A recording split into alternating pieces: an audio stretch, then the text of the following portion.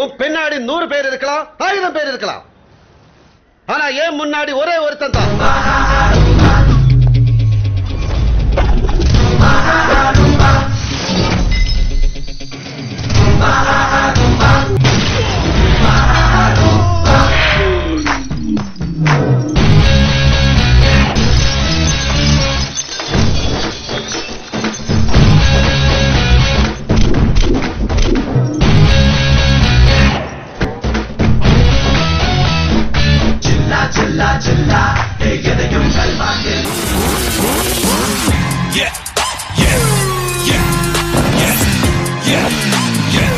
தெரிஞ்ச எதிரியை விட தெரியாத எதிரிக்கு தான் அல்லு அதிகமா இருக்கணும்.